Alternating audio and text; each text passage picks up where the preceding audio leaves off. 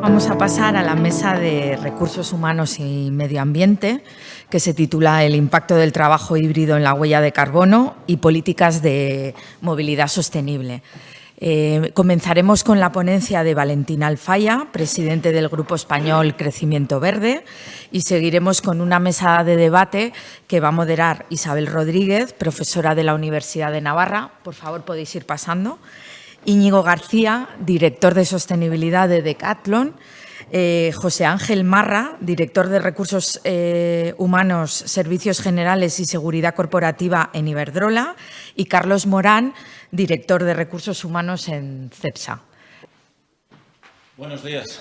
Muchísimas gracias por invitarme a participar en representación del Grupo Español para el Crecimiento Verde. Verán enseguida que mi único mérito para venir a un foro tan espectacular como este es que soy amigo de Alberto. Me gustaría, para empezar, presentarles muy rápidamente, creo que es como una hora, ¿no? Bueno, lo voy a hacer en 10 minutos igual, no se preocupen. Pero bueno, muy rápidamente, ¿qué es esto del Grupo de Crecimiento Verde? Es una asociación que tiene básicamente como objetivo acelerar las agendas de cambio climático, de transición energética, a las agendas de lo que llamamos economía verde, como una fuente de oportunidades para las empresas españolas y, por extensión, para las empresas europeas. Esto es lo que estamos haciendo. Somos un lobby, pero un lobby, me gusta decir, honesto y transparente, porque lo que hacemos es apostar por algo que pensamos que además genera valor social, no solo oportunidades para nuestras empresas. Yo quería, si me permiten, con ustedes compartir 2 o 3 ideas. La primera, ¿qué es lo que está pasando ahí fuera? Porque, como decía este señor, por cierto, Premio Nobel de Literatura, es verdad, aunque creo que no fue a recoger el premio al final, pero es que se comenta que ese día le cambiaban la caldera en casa. Y entonces, claro, para una vez que llega el técnico, pues tampoco era para... El caso es que este señor decía que los tiempos están cambiando, y tenía toda la razón del mundo, pero yo añadiría que están cambiando además muy rápido. ¿Qué es lo que está pasando? Lo que está pasando es todo esto. Tenemos, por un lado, lo que llamamos la Agenda de Sostenibilidad, la Agenda 2030, que nos proporciona ese lenguaje común un poco del que hablaba mi amigo Alberto hace un momentito. Eso por un lado. Dentro de esta agenda, que engloba otras muchas, sin duda, la más relevante ahora mismo, la que lo cubre, lo tapa prácticamente todo, sobre todo por su impacto económico, es la Agenda de Cambio Climático y de Transición Energética. Porque lo que está detrás del cambio climático es el modelo energético y no hay ninguna actividad económica que no lleve detrás energía. Con lo cual, el impacto económico de esta agenda es enorme. Y por eso, prácticamente, lo único que hablamos es de la Agenda de Cambio Climático y Transición Energética. Y una cosa que les quiero dejar caer, anticipando un poco alguna idea que quería compartir con ustedes. Es una agenda muy técnica. Muy, muy técnica. Ahora les explicaré por qué. ¿Qué más cosas tenemos ahí? Pues además tenemos, yo diría que de 3 años a esta parte, una relocalización de los flujos de inversión, saliendo de sectores muy intensivos en carbono a sectores que podríamos llamar verdes. Y resulta que hay tanto apetito en el mercado por lo verde, hay tal liquidez en el mercado que no tenemos capacidad para generar activos verdes a la velocidad que requiere el mercado. Y esto está generando unas tensiones ahora mismo inmensas y esto está sucediendo en los 3-4 últimos años. Y tenemos a los inversores detrás de las empresas y a los accionistas exigiendo que seamos cada vez más verdes. Aparece el Green Deal europeo, este marco económico de la Unión Europea, que es verdaderamente el marco de competitividad de la Unión Europea para las próximas décadas y que es verde. Tenemos los fondos de recuperación, verdes y digitales, pero sobre todo verdes. Tenemos las normas de las que se dota y las herramientas de las que se dota la Comisión Europea para activar todas las inversiones verdes, la taxonomía, que es un quebradero de cabeza, por cierto, al que le toque esto de la taxonomía, horroroso, ¿eh? Todas estas cosas, apoyado además por un apetito de los inversores inmenso, como decía, están cambiando el mundo a una velocidad inmensa. En 2-3 últimos años esto ha cambiado radicalmente. Créanme que yo llevo, desde que era pequeñito, trabajando en estas cosas y trabajando con inversores y no he visto un cambio así hasta los 3 últimos años. Luego, además, hay una cifra que he puesto ahí, eso de 1,7 toneladas. ¿Qué es eso? Eso es lo que deberíamos estar emitiendo por persona como media, a escala global, para alcanzar los acuerdos de París. Es decir, esos 2 grados, ahora 1,5 grados de temperatura, de incremento de temperatura a finales de siglo. Eso es lo que deberíamos estar emitiendo. ¿Eso es mucho o es poco? En España estamos en 5,8, más o menos. y no somos especialmente intensivos en carbono. Estados Unidos 14, China 9, pero me han contado, parece ser que hay un montón de gente allí metida, ¿no?, en China. Y entonces, claro, ya es el principal emisor en términos absolutos. Yo lo que les quiero transmitir, ¿se darán cuenta ustedes el cambio radical que supone dividir por 4 o 5 nuestras emisiones de carbono cuando eso está detrás de cada una de nuestras actividades? Es un cambio absolutamente radical, mucho más allá de que se mueva el dinero de un sitio para otro. ¿Qué está implicando esto en términos de organización y de personas? Desde mi punto de vista, esto lo que está implicando es, primero, ¿qué es lo que está sucediendo? Muchas empresas están reubicando sus departamentos de sostenibilidad o de ESG, los están elevando en la organización, los están independizando también, porque, como digo, esto toca prácticamente todas las áreas de la compañía, requiere mucha especialización, requiere mucha carga técnica, por esto, sobre todo, del cambio climático y la transición energética. Y lo que nos está pasando es que con la que está cayendo, la sensación que tenemos los que nos dedicamos a esto es, primero, los departamentos no están dimensionados para abordar esto. No están dimensionados. Y ahora paso a las personas. Lo más preocupante, ¿tenemos personas adecuadas para abordar estas funciones? Esas personas que sacábamos del departamentillo de RSC que estaba metido en comunicación y cogemos, lo sacamos como si fuera una cosa tal cual, lo subimos a presidencia. Pues resulta que esas personas no están capacitadas, la mayor parte de ellas. ¿Qué quiere decir capacitadas? No solo que tengan un conocimiento técnico, sino que sean capaces de lidiar con un consejo de administración, con inversores, con accionistas, con proxy advisors. Todas estas cosas no estamos seguros de que tengamos capacidad para abordarlas con las personas que tenemos ahora mismo. Es decir, necesitamos que los departamentos de recursos humanos se anticipen a las tendencias y empiecen a localizar los perfiles que son necesarios para abordar esas funciones. Ahora mismo hay una carencia absoluta de gente capaz de abordar estos retos que se avecinan. Y eso es una función claramente estratégica de la compañía que yo creo que en los departamentos de recursos humanos deberían anticiparse, ¿no?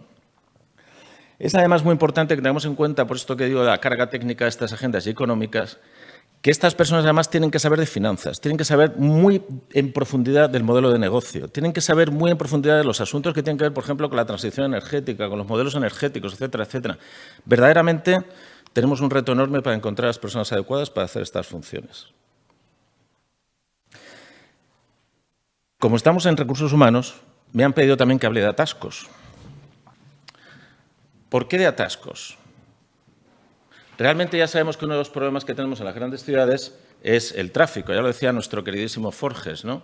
¿Dónde has aparcado? En Tucson, Arizona. Invertimos más de 40 horas al año solo en aparcar. Claramente, cuando estuvimos confinados, o como dice un amigo mío, confitados, cuando estuvimos confitados, nos dimos cuenta que, primero, se reducía muchísimo el tráfico, como consecuencia de eso se mejoraba la habitabilidad de las ciudades porque se reducían las emisiones y la contaminación. Todo parecía muy positivo. Realmente hemos vuelto del confinamiento, estamos volviendo progresivamente y volvemos otra vez a los atascos y demás. Hay algo que ahí claramente no funciona. Y las funciones de recursos humanos tienen mucho que ver con esto. ¿Por qué? Porque, primero, esto que llamamos movilidad corporativa o planes de movilidad corporativa, primero, en el caso de la compañía donde yo trabajo, en Ferrovial, empezamos simplemente como una medida para reducir la huella de carbono de la movilidad de nuestros trabajadores. Pero luego nos dimos cuenta enseguida que tenía muchos impactos en el confort, en la seguridad, indirectamente en la atracción de talento. Y luego una cosa que quería compartir con ustedes. Siempre que se hacen planes de este tipo, planes que llamamos de movilidad corporativa, de movilidad de empresas, hace falta hacer unas encuestas al principio. ¿Usted de dónde viene? ¿A dónde va? ¿En qué medio de transporte viene? ¿Qué estaría dispuesto a hacer para cambiar y mejorar el confort de sus desplazamientos? Estas encuestas son un rollo porque tienen un montón de información, bueno, muchísimo más complicadas que estas que nos ha mostrado Alberto hace un momentito, requieren mucho más tiempo. Es curioso, cuando empezamos a hacer estas encuestas en Ferrovial, más del 75% de los trabajadores respondían perfectamente y dedicaban el tiempo necesario para responder a esta encuesta, que era muy por encima, por ejemplo, de lo que se respondía en las encuestas de clima laboral. ¿Por qué? Porque estábamos dando en un punto crítico del día a día de las personas, el tiempo que pierden en los dichosos atascos. Si somos capaces de activar medidas que mejoren el desplazamiento, la movilidad de las personas en nuestras empresas, Eso pasa necesariamente por recursos humanos. Estamos hablando de flexibilidad laboral y de horarios. Estamos hablando de teletrabajo. Estamos hablando de otras muchas cosas, de compartir coche, de crear incentivos para la gente que viene en transporte público. Todas estas cosas pasan por recursos humanos y están en el core de las preocupaciones de nuestros trabajadores. No quiero extenderme más. Al final lo de la hora lo voy a dejar para luego. Quiero agradecer otra vez que nos hayáis invitado, Alberto. Es un placer estar aquí. Quiero transmitirles por último esto que decía nuestro querido Elvis Presley, ¿no? Está muy bien sentarse a hablar, porque es que hay que hablar. Tenemos que conversar, tenemos que ponernos de acuerdo. Pero a little less conversation, a little more action, please. Es que se nos está pasando el arroz. Que hay mucha prisa, que hay que hacer cosas ya. Y los departamentos de recursos humanos son críticos, primero, para buscar las personas adecuadas en las posiciones adecuadas para hacer esto. Segundo, para activar políticas. Hemos puesto el ejemplo de la movilidad de empresa que permiten generar confort en los trabajadores y al mismo tiempo mejorar el desempeño en materia de sostenibilidad de la empresa. Así que muchísimas gracias.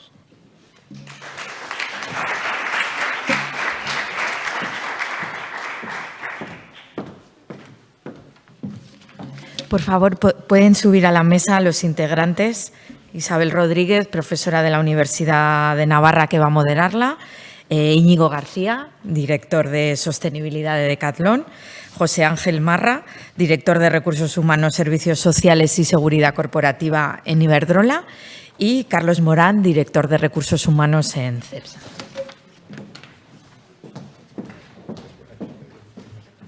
Muchas gracias. Yo, esto debe ser de formación profesional de profesor. Me cojo el atril.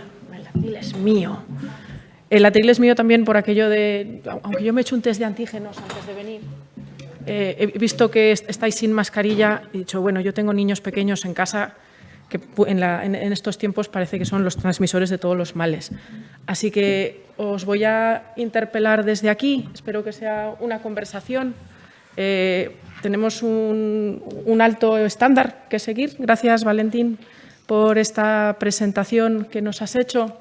Quería primero daros las gracias a todos, a los que estáis aquí, a los que os estáis conectando desde casa, también a la rectora, al director del campus y a los que una buena mañana o una buena tarde, espero que con un buen café, se juntaron para engendrar este encuentro que en el poco tiempo que llevamos ya está dando muchas luces. Quería también agradeceros a mis compañeros de Mesa Atril, a Íñigo García, director de Sostenibilidad de Decathlon, a José Ángel Marra, director de Recursos Humanos de Servicios Generales y Seguridad Corporativa de Iberdrola, y también a Carlos Morán, de Recursos Humanos, director de Recursos Humanos de CEPSA.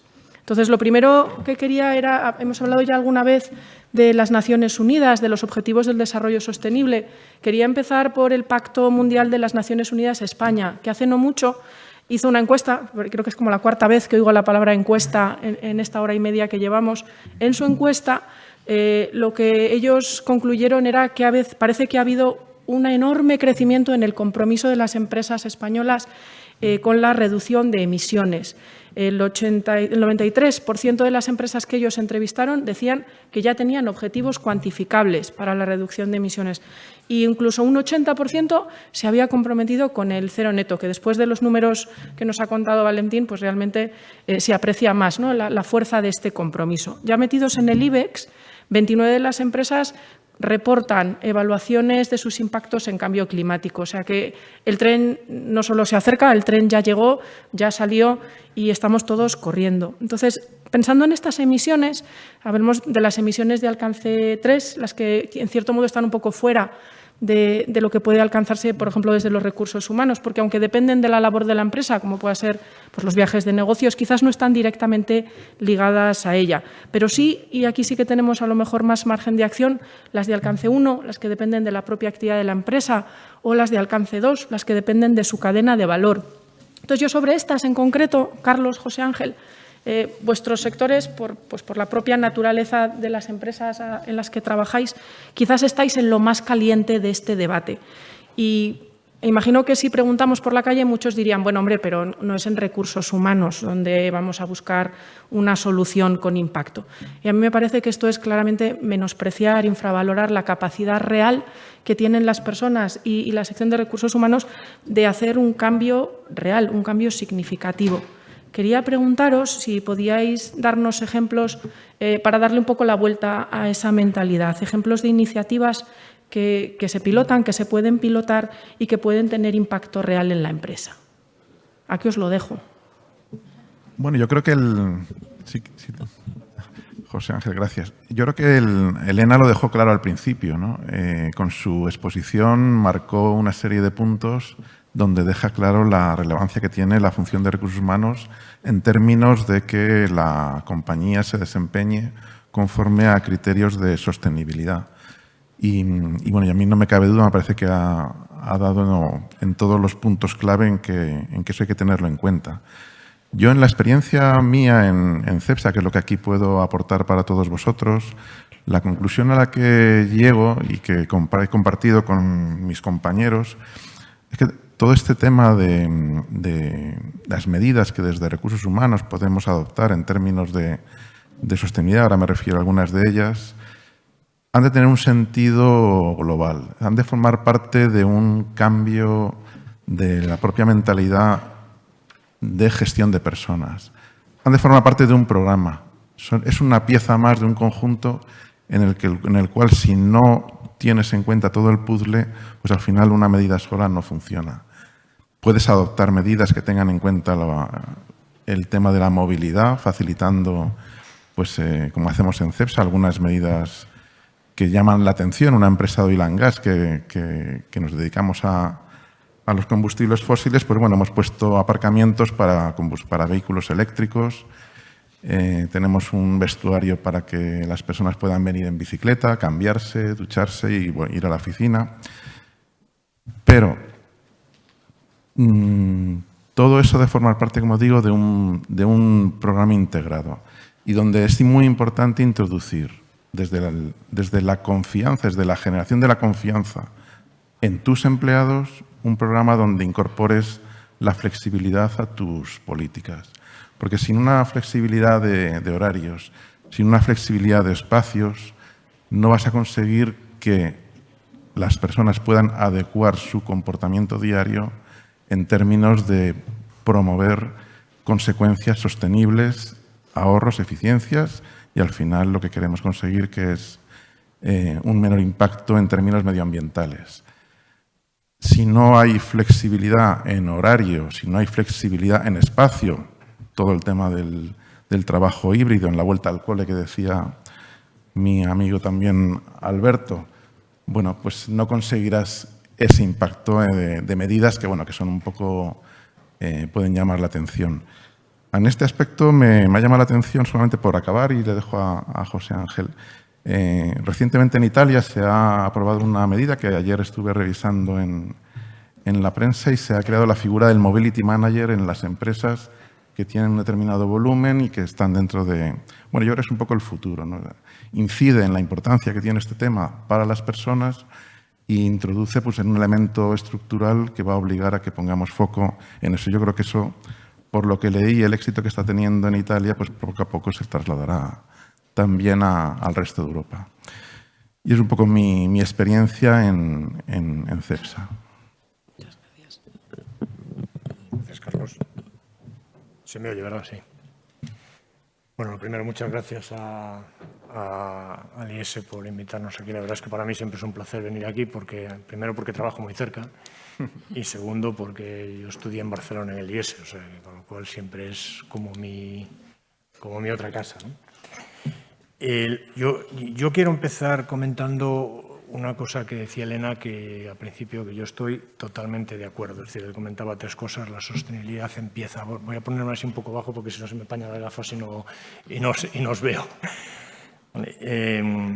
La sostenibilidad empieza primero por tener un trabajo justo y eso las empresas tienen que tenerlo claro. Lo segundo es que las empresas tienen que ganar dinero. ¿Vale? A veces parece que eso se criminaliza, ¿no? Que las empresas ganen dinero y es así, tienen que ganar dinero. y luego tienen que luchar por un planeta sano. Yo hay una frase que comparto plenamente, que he oído muchas veces, es que el objetivo de las empresas no es ganar dinero, o sea, no solo es ganar dinero. O sea, eso hace años en el capitalismo un poco más, hace no muchos años, cuando yo hacía el IES, por ejemplo, se decía eso, que ese es el objetivo de una empresa, y no deja de ser cierto, pero no solo eso, yo creo que hay otras muchas cosas, ¿no? Cuando hablo de una empresa como Iberdrola, que le pasa lo mismo a Cepsa, somos empresas industriales. Claro, las empresas industriales, por definición, tenemos que luchar mucho en la emisión de CO2 y en el cambio climático, ¿no? Y eso es un punto de partida que una empresa como Iberdrola desde hace tiempo fuimos pioneros. Yo empecé trabajando como financiero en Iberdrola, luego he estado 8 años llevando la dirección técnica del negocio de renovables y me acuerdo cuando entré en Iberdrola en el año 2009, esto de invertir en activos renovables sonaba muy raro, ¿no? O sea, no se entendía bien, o sea, se decía que no era el futuro, y efectivamente, bueno, pues eso nos ha posicionado en una situación que es muy distinta a la que tienen otras compañías energéticas internacionales, ¿no? Lo que sí, con esto quiero decir, y con esto engancho ya sobre el tema de la posición de recursos humanos, creo que el lanzamiento de las políticas de sostenibilidad es algo que afecta a recursos humanos, por supuesto, pero no solo a recursos humanos. Es una situación bastante integral en las empresas y hay que reconocerlo de forma bastante integral. No es un tema de recursos humanos, tiene muchas cosas que hacer, pero lo mismo que lo tiene el área financiera. Iberdrola es el primer emisor de bonos verdes del mundo y de bonos sostenibles, que tienen sus funciones, pero tienen cada vez más exigencias en cuanto a dónde se va a utilizar ese dinero. Tiene también el negocio, tiene el área de innovación y también tiene el área de recursos humanos. Por supuesto que sí. Nosotros en el año 2016 lanzamos un plan de movilidad sostenible que ha recibido varios premios. En el año 2016, bueno, se hablaba de esto, pero se hablaba relativamente de temas de seguridad. Yo me acuerdo cuando iba a visitar pues fábricas de construcción de palas o de aerogeneradores, me llamaba la atención porque lo primero que se hacía es, antes de visitar nada, te metía en una sala y te daba una charla de 15 minutos sobre seguridad, ¿no?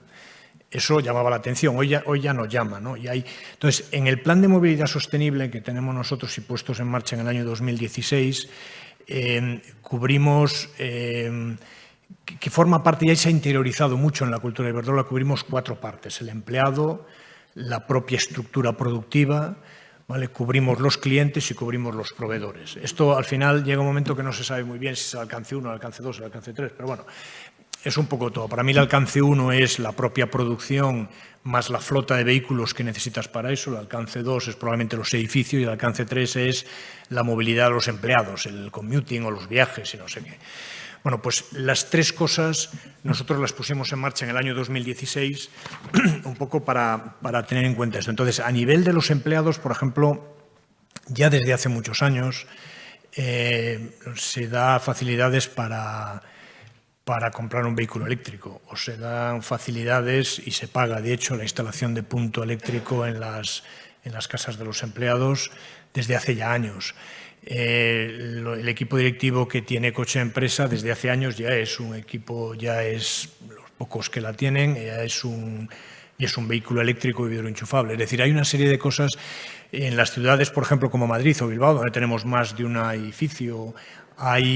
Tenemos una serie de autobuses eléctricos que se mueven en la ciudad para desplazar a los empleados. En la parte de, por ejemplo, de viajes, hay una política de viajes muy establecida. Nosotros, cada vez que una persona pide un viaje, le llega un email con la huella de carbono que ese viaje implica, ¿no? Y entonces hemos reducido. Claro, cuando a alguien le sorprende y dices, oye, ¿y por qué en la huella de carbono de un viaje en avión en turista es menor que un viaje en business y el avión es el mismo, ¿no? Es un tema de imputación del espacio, ¿no? de un avión. En business tienes más espacio, con lo cual la huella de carbono. Es decir, hay una serie de medidas que se analizan y evidentemente eso hace que durante años los empleados empiecen a percibir eso como algo de alguna forma estructural, ¿no? Y algo propio de la empresa, y nadie tiene que hacer un esfuerzo ahora para tener en cuenta la sostenibilidad. En los clientes, por ejemplo, hay una cosa que se llama ahora, que conocéis, que es el Smart Solutions o el Smart Mobility en general, donde al cliente se le da la facilidad de que pueda a través de una app ver exactamente el consumo energético que tiene y las implicaciones que tiene.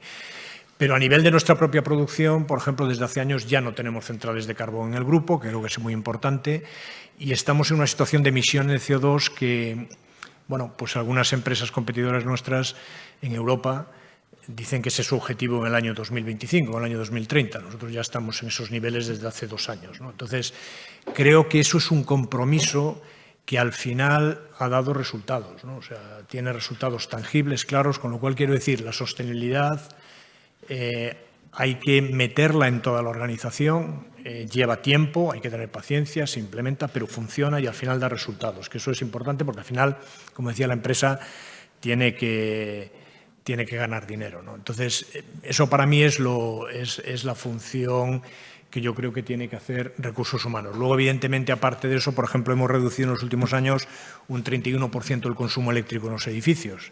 Nuestros edificios están certificados que solo consumen energía verde, ¿no? El tema de la movilidad de los empleados, pues efectivamente, creo que hay que dar flexibilidad, manteniendo un poco el criterio de que la gente tiene que conocer qué es la empresa, tiene que conocer la cultura de la empresa. Es decir, yo personalmente no creo en el trabajo remoto de forma permanente. Es decir, nosotros en la pandemia, por ejemplo, hemos incorporado unas 3.000 personas en la empresa y en un momento nos hemos dado cuenta que ninguno conocía cuál era el edificio en el que tenía que trabajar, ¿no? O no conocía quién era su jefe, no lo conocía personalmente. Bueno, esto es algo que, bueno, todos entendéis, yo no creo que a nadie piense que el trabajo en remoto de forma constante es bueno, ¿no? Yo creo que hay que conocer un poco en qué empresa estamos y qué tipo, sobre todo cuando quieres hacer un crecimiento. Pero sí es verdad que eso hay que darle mucha importancia, pero por todo, es decir, por la atracción del talento, pero también por la necesidad de mantener esa sostenibilidad, ¿no? Y eso es todo. Muchas gracias a los dos. Creo que brevemente habéis dado muchísimos ejemplos que efectivamente no solo se puede, sino que se hace muchas cosas en las empresas y desde los departamentos de recursos humanos. Me ha llamado la atención, los dos habéis hecho referencia a esa viñeta de Forges que nos enseñaba Valentín de alguna manera del transporte, de cómo evitar en parte las aglomeraciones, los métodos sostenibles, estos autobuses que mencionabas entre los distintos edificios. Y no es sorprendente, supongo, porque en España más o menos 1/3 de las emisiones de gases de efecto invernadero la genera el transporte. O sea, que claramente es aquí un sitio donde podemos tener un impacto, hacer incidencia, y habéis mencionado pues muchas alternativas de transporte, coches compartidos, hablabais de las rutas comerciales, o sea que realmente hay mucho por hacer. Aquí, Íñigo, te quería preguntar a ti en concreto, porque me suena que en Decathlon habéis reflexionado también bastante sobre este tema, como en las otras empresas, y a lo mejor quería pedirte si podías compartir con nosotros pues, tus reflexiones, tus opiniones, qué tipo de experiencias habéis encontrado, qué tipo de problemas. Sí, pues claro que sí. En primer lugar, muchas gracias a Dirce y a Miwi por la invitación. Y efectivamente, pues bueno, la movilidad sostenible es parte de los ejes fundamentales de Decathlon desde el principio. Todo tipo de movilidad sostenible, pues vehículos eléctricos, el transporte público. Pero desde los últimos años hemos decidido poner el foco, hacernos expertos, referentes y, como le digo yo a mi equipo, hacernos los campeones del mundo de aquella movilidad en la que la fuerza de propulsión es la propia energía del cuerpo. Nosotros decimos, el deporte es mi motor. Y esto es la movilidad activa o movilidad saludable. Bicicleta, patín, pues bueno, el propio caminar. Y hace unos pocos años hemos establecido y hemos creado nosotros también nuestro plan director de movilidad sostenible o movilidad saludable, que se asienta tiene 35 medidas concretas, tanto para empleados, pero también para clientes. Y son medidas tan sencillas, medidas que nos han permitido pasar del histórico 7% que teníamos siempre en porcentaje de personas que se desplazaban en medios sostenibles a nuestros centros, al 25% actual. Y vemos que tenemos todavía posibilidades de crecer bastante en esto a través de estas 35 medidas de nuestro plan director de movilidad. Y son medidas, pues bueno, algunas son muy sencillas. La instalación de aparcabicicletas realmente seguros en todos nuestros centros, aparcabicicletas internos para empleados, pero también externos para clientes. El objetivo es que cualquier persona que decida ir a Decathlon sepa que puede ir con su bicicleta o con su patín, porque va a encontrar un sitio donde dejarla de manera segura. Pero también medidas como, por ejemplo, la organización de eventos o de actividades para impulsar la movilidad, para hacer descubrir a las personas que es posible moverse de otra manera por las ciudades y quitar todos esos miedos que tienen muchas personas a la hora de cambiar a la forma de moverse. Y son eventos, por ejemplo, como la Semana Europea de la Movilidad, que organizamos cada año en septiembre de la mano de la Comisión Europea, que es un movimiento del Parlamento Europeo, y con la ayuda de todos los ayuntamientos de las principales ciudades en las que estamos.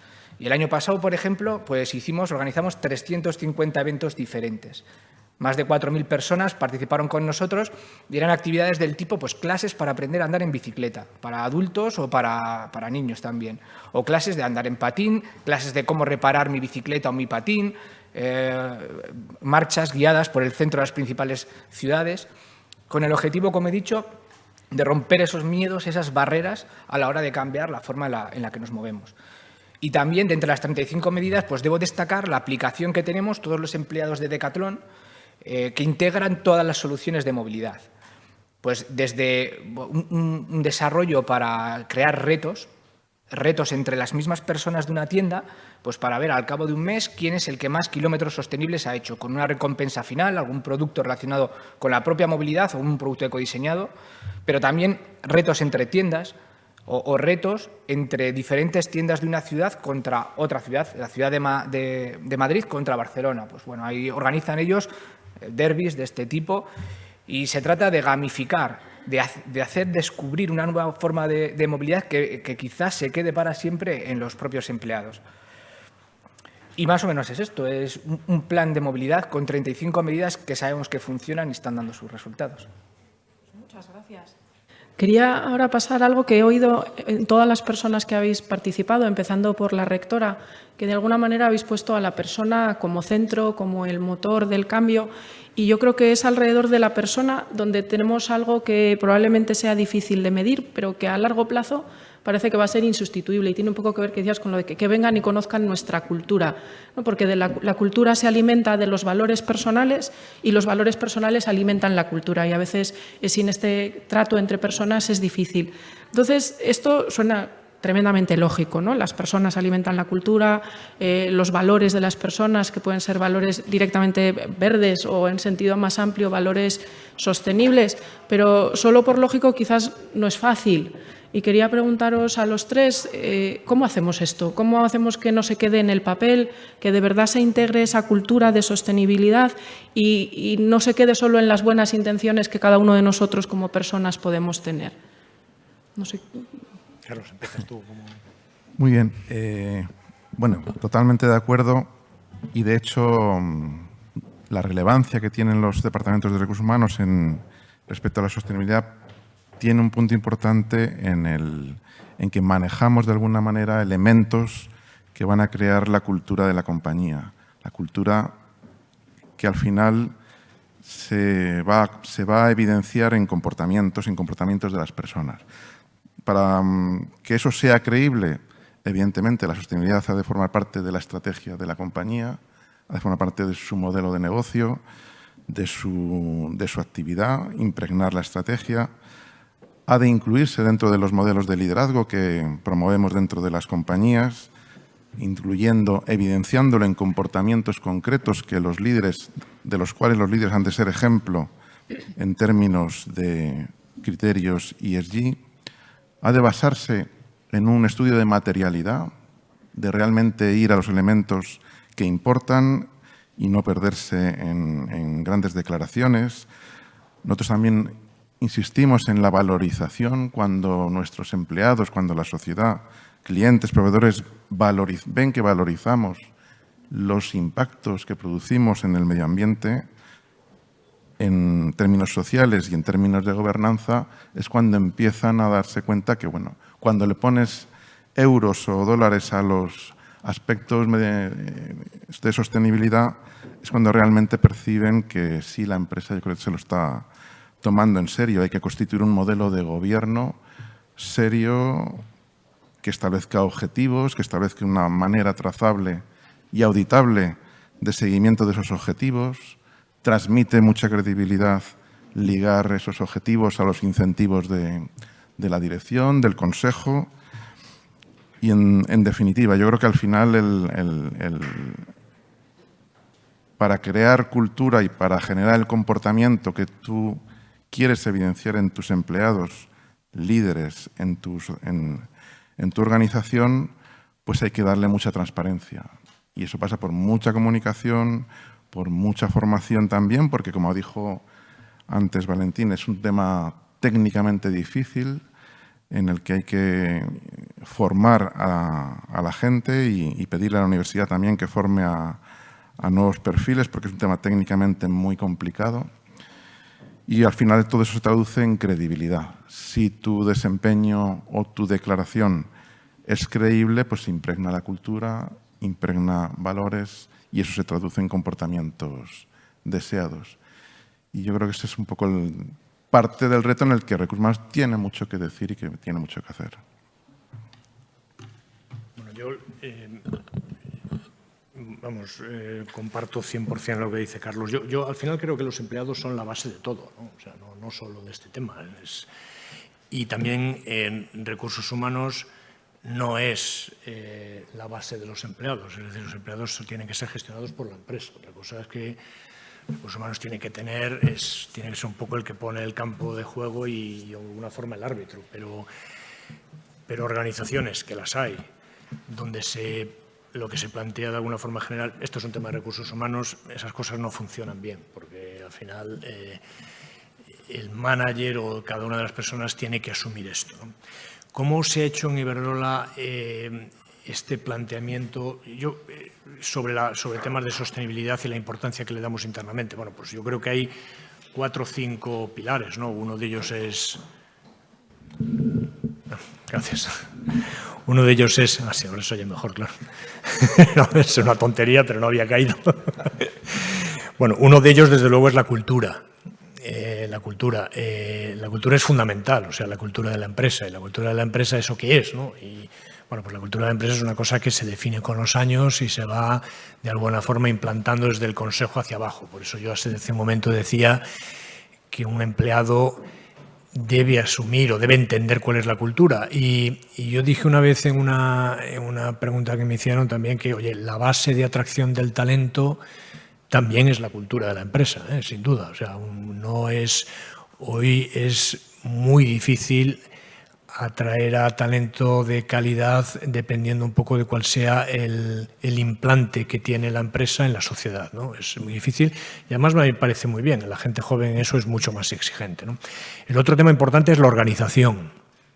La organización, como tengas esa organización, es básica, ¿no? Como tienes la organización, si es una organización donde en cada apartado de la organización le das una importancia destacable a la sostenibilidad, eso es importante. Y luego el tercer punto, desde luego, es el empleado, ¿no? Y alrededor de todo eso son los objetivos. Es decir, ¿qué objetivos marcados tenemos? Nosotros tenemos en Iberdrola un objetivo que hasta el presidente tiene objetivos de sostenibilidad. Y en los objetivos a largo plazo que tenemos, donde se establecen, bueno, pues hay unas remuneraciones a largo plazo, uno de los objetivos fundamentales, que pesa nada menos que 30 sobre 100, está en aspectos de sostenibilidad, de ESG en general, o sea, tanto de medio ambiente como emisiones de CO2, que para nosotros es muy importante porque es la base de nuestra cultura, como temas sociales, como el tema de gobierno, ¿no? Entonces, eso es lo que... Pero luego, al final, la cultura lo que lleva es a que se establezcan formas de actuación que no tienen mucho que ver con el negocio, pero que forma parte también de esta cultura de sostenibilidad. Y la verdad es que nosotros, por ejemplo, sí lo hemos conseguido. Y es, por ejemplo, el voluntariado medioambiental. Nosotros todas las semanas hay un grupo, tenemos apuntados en la empresa aquí en España, en Estados Unidos en España hay como 6.000 personas apuntadas, en Estados Unidos una plantilla de 7.000, pues hay como 4.000, en Brasil que tenemos 15.000 empleados, pues hay una cantidad, no llega a 10.000, pero cerca. donde la gente todos los fines de semana dedica parte de su tiempo a actividades de voluntariado, que ahora nos estamos enfocando a ver cómo gestionamos o qué podemos hacer dentro del granito que podamos aportar en esto que comentaba Elena del drama que está pasando en Ucrania, pero por ejemplo también en temas medioambientales hay gente que está limpiando zonas, cuidando pájaros, bueno, un montón de actividades de esas características, es decir, la gestión de los plásticos. Bueno, todos estos son aspectos de sostenibilidad que la compañía como tal no es que los haya impulsado, pero son los propios empleados a través de esta conciencia de los años que ponen sobre la mesa determinados aspectos y esto hace que, os aseguro que a medida que lleva un tiempo, pero a medida que está implantada en la organización, la respuesta de los empleados es tremenda y se ponen en marcha actividades que ni siquiera la empresa es capaz de percibirlos. También es verdad que Iberdrola en los últimos 6-7 años ha contratado a unas 12.000 personas. Claro, a medida que contratas a gente nueva, esto es mucho más sencillo porque tiene otra visión distinta. En los próximos 5 años tenemos que contratar 14.000. Bueno, pues esto te permite hacer ese cambio mucho más rápido y de una forma mucho más ágil. Pero los resultados, desde luego, una vez que lo pones en marcha, son realmente sorprendentes, ¿no? Sorprendentes de positivos, ¿no? Y completamente de acuerdo en muchísimas cosas. Estamos convencidos de que para que una estrategia de sostenibilidad funcione, tiene que integrarse en cada persona.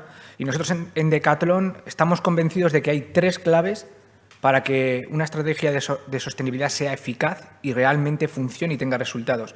Y la primera es tener un propósito de compañía, un propósito general, el motivo por el que existimos, que integre la sostenibilidad. Y si no lo integra, aunque sea un propósito que lleva en la compañía 50, 100 años desde que comenzó, hay que modificar este propósito e integrarlo. Por ejemplo, en Decathlon el propósito es ser útiles a las personas y al planeta. Y estas son palabras que todos los decatlonianos y decatlonianas, que así nos llamamos, pronunciamos con orgullo cada día y es el motivo por el que nos levantamos cuando vamos a trabajar todos los días. Y si tienes esto, la sostenibilidad se integra de manera automática en cada proyecto que lance la compañía, en cada actuación y en cada individuo, en cada persona.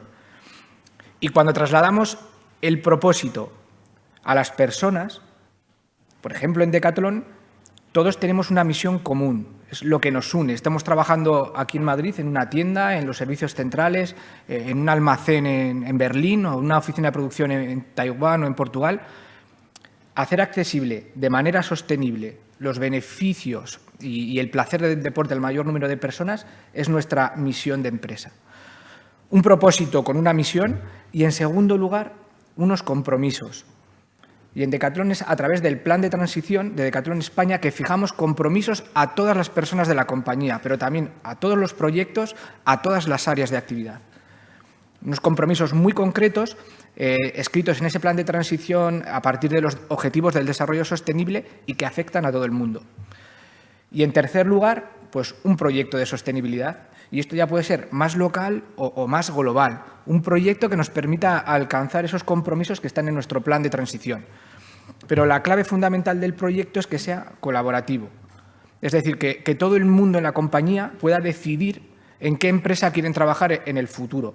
Y es como lo hacemos. Cada año enviamos un formulario a todos los empleados y ellos nos dicen cómo quieren que sea esa empresa en la que trabajarán mañana. E incorporamos cada opinión al proyecto final.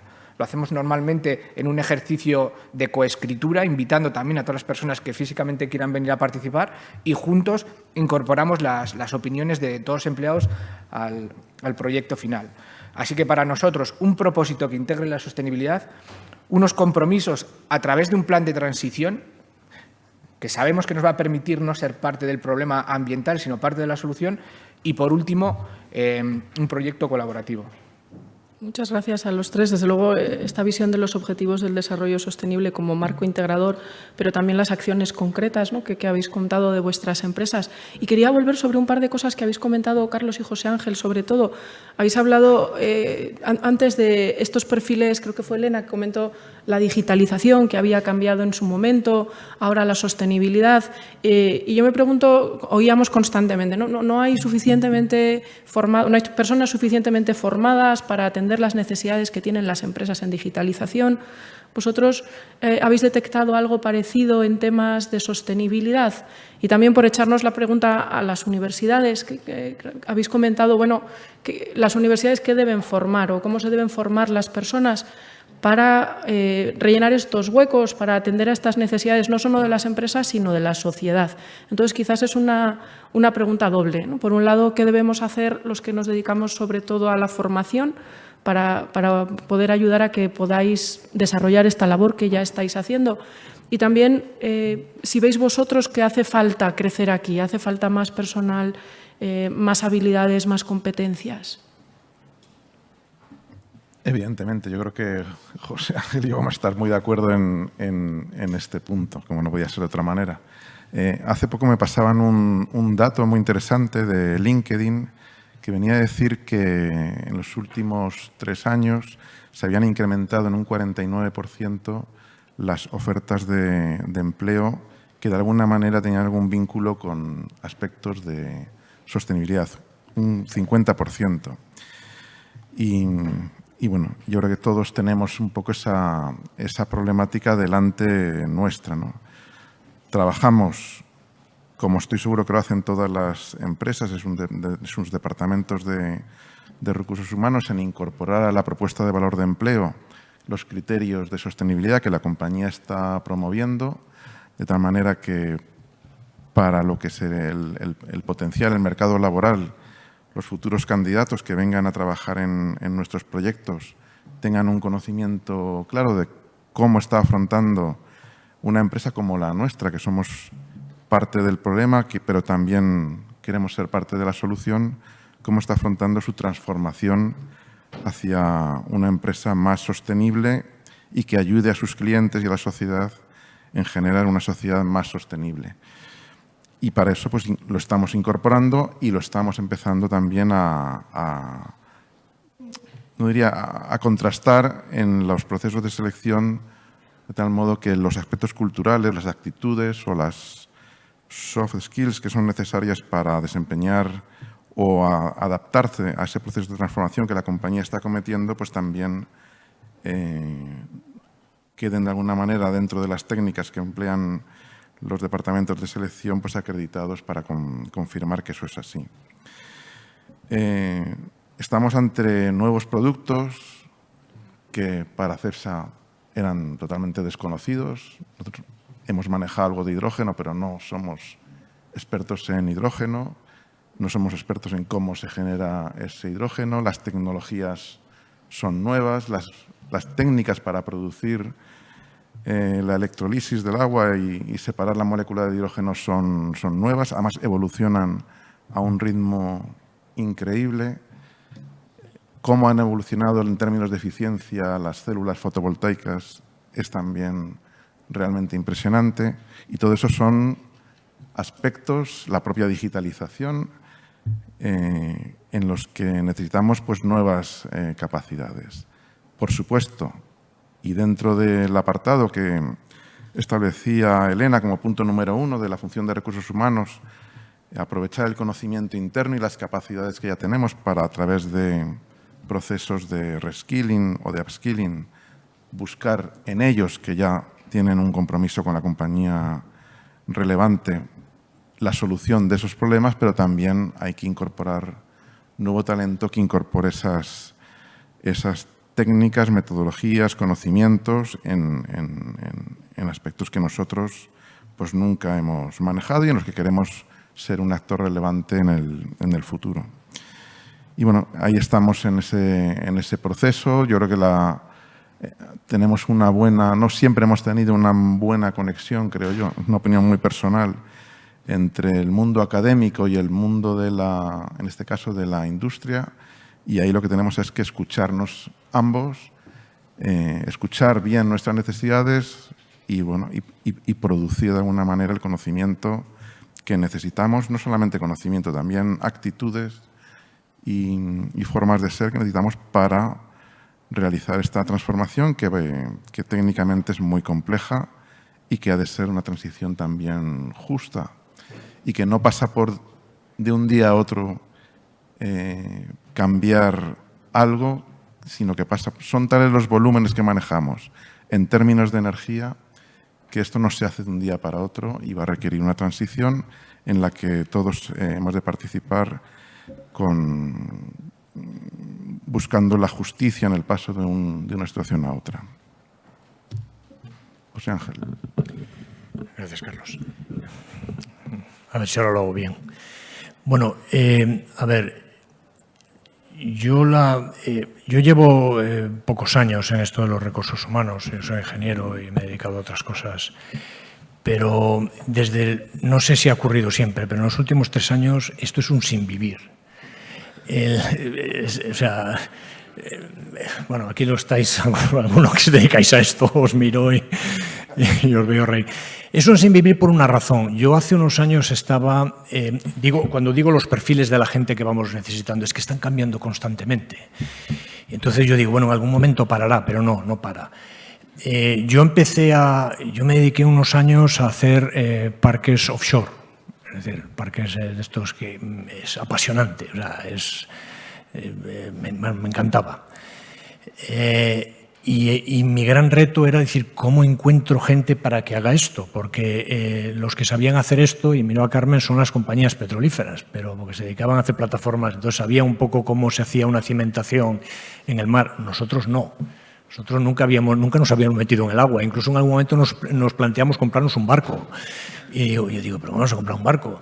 O sea, entonces ha habido que formar el talento. Y luego hemos empezado con el mundo de la digitalización, donde la competencia, tú decías que la competencia, ya ha habido una... No, la digitalización es un mundo que todavía está explotando y cuya variedad veremos con los años, pero es trascendente. Es decir, nosotros estamos empezando a contratar matemáticos, bueno, empezando, ya llevamos años, pero matemáticos es una actividad que nosotros en Iberdrola no solíamos acceder a ellos, pues ahora sí, pero nos encontramos, claro, que todo el mundo quiere matemáticos.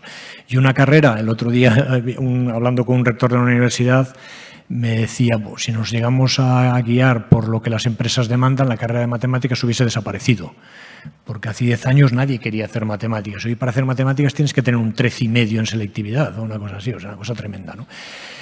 Y ahora empezamos con la sostenibilidad. Y comentaba Valentín hace un momento una cosa que es cierta. Es decir, hace un momento, hace años, cuando se hablaba, yo estaba en Iberdrola y se hablaba de sostenibilidad, lo que hacíamos era coger la gente que estaba por ahí en distintas cosas, las metíamos en RSC y, bueno, iban haciendo cosas, iban haciendo lo que podían, ¿no? Claro, eso con los años, pues ahora tenemos un departamento, muy potente. La verdad es que es un departamento muy potente, que está metido en el área de presidencia, pero que tiene unas funciones muy claras de coordinación y además donde hay temas de innovación. Bueno, hay mucho, no voy a pararme en eso, ¿no? ¿Y qué es lo que se necesita de la universidad? Bueno, yo creo que lo que se necesita de la universidad es seguir formando. Es decir, la universidad también evoluciona, algunas más que otras, pero se evoluciona y tienen que seguir evolucionando eso. O sea, nosotros en este momento estamos buscando para el mundo de sostenibilidad ingenieros en temas medioambientales, pero estamos también buscando economistas, porque hay que hacer un poco el cálculo de, sobre todo en un sector como el nuestro, de la estructura de emisiones. ¿Cómo se hace eso? Es decir, porque la taxonomía es complicada. Además, la Unión Europea ahora resulta que ha cambiado la taxonomía y ahora acepta como verde las nucleares y el gas, ¿no?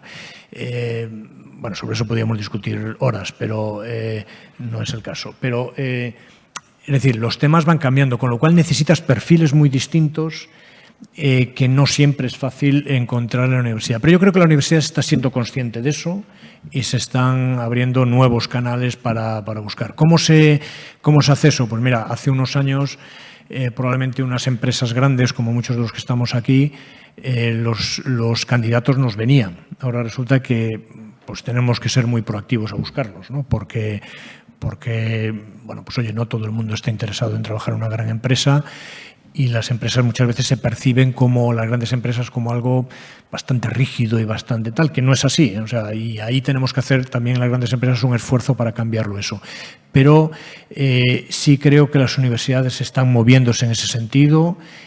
Pero efectivamente el talento todavía es escaso, con lo cual tenemos que formarlo internamente. Y la forma de formarlo internamente, en una empresa de Iberdrola que llevamos ya muchos años con esto de la sostenibilidad y el mundo verde y el medio ambiente, Bueno, pues partimos, si queréis, con una pequeña ventaja, pero que si no, que tenemos que de alguna forma sostener, de alguna forma, pero que cuesta. Creo que cada vez habrá más profesionales especializados en esto, pero es verdad, y yo comparto lo que se ha dicho aquí, no vale cualquiera. Es decir, para esto de sostenibilidad hay que tener, igual hace 10 años sí valía cualquier persona que ponías ahí, vamos a crear un departamento de RSC, pero ahora no. Y también se ha dicho aquí, es decir, en Europa hay 300.000 millones de euros en activos buscando invertir en ESG. En Estados Unidos todavía están un pelín por detrás, una cosa que están por detrás, pues tenemos que explotarla en Europa, ¿no? Pero la demanda de fondos y de inversiones en ESG y como consecuencia de profesionales en ESG es tremendo, y yo creo que tenemos que estar muy cerca de las universidades para impulsar eso. No solo en el sector industrial como el nuestro, sino en general en todos los sectores, ¿no? Incluso servicios o cualquier otro tipo de sector. Pues también nosotros. Pero que en cualquier caso, insisto, es un sinvivir, ¿eh? Eso lo digo totalmente en serio. Pero debe ser un sinvivir que también alegra los días, ¿no? Nunca encuentras un día igual al anterior. Me dicen cariñosamente que nos quedan 5 minutos, un poquito menos quizás ya. Entonces, permitidme que termine preguntándoos en este escenario de prosperidad que habéis hecho referencia a la necesidad de no olvidar la prosperidad, la sostenibilidad económica, de planeta, y hemos hablado mucho de movilidad, de sostenibilidad verde y también de personas, de la sostenibilidad social. Quería preguntaros al final, que no sé si os habéis traído en el bolsillo la bola de cristal, que supongo que lleváis como en un bolsillo el móvil, en el otro la bola de cristal. ¿Qué creéis en, no sé, 5 o 10 años, qué creéis que va a predominar? Y cada empresa será diferente, pero por supuesto, veremos empresas con un director de sostenibilidad, esto que decíais de subir hacia las plantas de arriba, en cierto modo concentrado en una persona, o creéis que quizás se vaya a transformar en algo tan transversal que permea de tal manera a la empresa que no será una persona encabezando la sostenibilidad, sino un valor incorporado? Os doy tiempo para que saquéis la bola. Bueno, desde nuestro punto de vista, yo creo que claramente tiene que haber una figura de un director de sostenibilidad. Históricamente y desde hace muchos años así lo hacemos en Decathlon. A nivel general, a nivel mundial, hay un director general con su equipo de 5 o 6 personas, y una es Isabel Gullader, es la directora de sostenibilidad de Decathlon a nivel global, con unas responsabilidades muy claras y un perímetro muy claro. Porque es cierto que hoy igual el director de sostenibilidad está en la creación, abordando nuevos proyectos, nuevas legislaciones, creando cosas. Y podemos pensar que igual ahora es muy necesario, pero en el largo plazo, cuando todo esté ya integrado, pues no hace falta. Pero la experiencia nos está demostrando lo contrario. Todos esos proyectos que se crean hoy generan un run, que llamamos nosotros, una necesidad de explotación, de animación, de gestión en el largo plazo, que todavía genera más responsabilidad y más carga de trabajo. Entonces, lo que vemos nosotros es que el director de sostenibilidad es esencial. Si lo excluimos dentro de otro perímetro, vamos a poder ir más al detalle y avanzar de forma más eficaz y más rápido. Y un líder in charge, que además que sea independiente, para nosotros es la clave. Sí, bueno, muy breve. Yo tengo claro en general que ninguna organización es capaz de hacer nada si la organización entera no se dedica a eso, con lo cual la transversalidad es evidente. Lo que pasa es que sí creo que tiene que haber en unas organizaciones un responsable de sostenibilidad potente, con un alto nivel de responsabilidad y a altura en la organización. O sea, otra cosa es que se puede hacer de muchas maneras, y unas estarán en el área de presidencia, otras estarán en una dirección general, lo que sea, pero las dos cosas yo creo que son perfectamente lógicas y compatibles, como puede ser muchas otras unidades de una empresa, ¿no? Pero que sin duda alguien tiene que ser el conocedor de la materia y impulsarla, ¿no? Eso yo me parece que eso, cualquier otra alternativa no funcionaría, ¿no? Completamente de acuerdo. Y tenía en la cabeza un poco la idea que comentaba José Ángel en la propia función de recursos humanos. Antes decía bien José Ángel, quien ha de gestionar bien los recursos humanos son las líneas de negocios y áreas funcionales, pero nadie se ha planteado por ahora eliminar la función de un director de recursos humanos, en tanto todo lo que aporta para ayudar y dar soporte al resto de directores a la hora de gestionar a sus personas. Y bueno, como símil creo que valía muy bien y venía muy a la reunión de hoy. Pues muchas gracias, Carlos, José Ángel Íñigo. Gracias también a Valentín. Y pasamos a la siguiente.